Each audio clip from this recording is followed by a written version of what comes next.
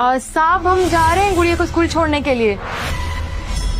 विभोर, गुड़िया, मालकी ने कुछ डाला है क्या बैग में? हाँ मम्मा, मुझे भी लग रहा है। ये इतने सारे पैसे ये हमारे तो नहीं है। एक काम करते हैं, मालकिन के बैग में डाल देते हैं।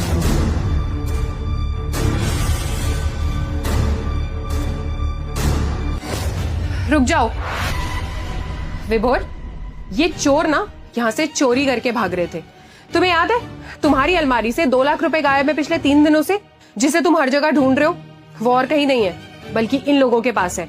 इसने पैसे तुम्हारी अलमारी से चोरी किए और अब यहाँ से भाग रही थी ताकि पकड़ी ना जाए।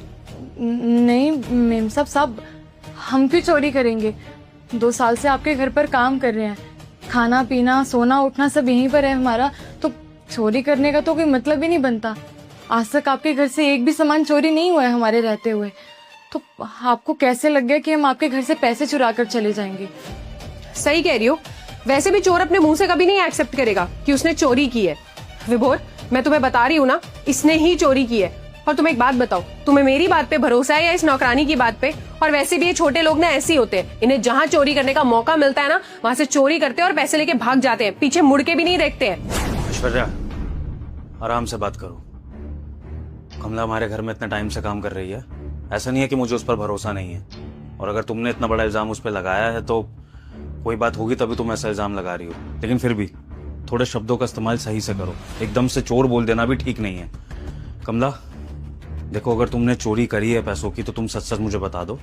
मैं समझ सकता हूँ कि तुम्हें शायद पैसों की जरूरत होगी तो तुमने ऐसा कदम उठा लिया होगा। अगर ऐसी बात है तो हम बैठ के बात कर लेंगे, ठीक है? ऐश्वर्या किसी को कुछ नहीं बताएगी और ये बात यहीं दब जाएगी। लेकिन पहले तुम सच बताओ, क्या तुमने सच में 2 लाख रुपए चुराए हैं?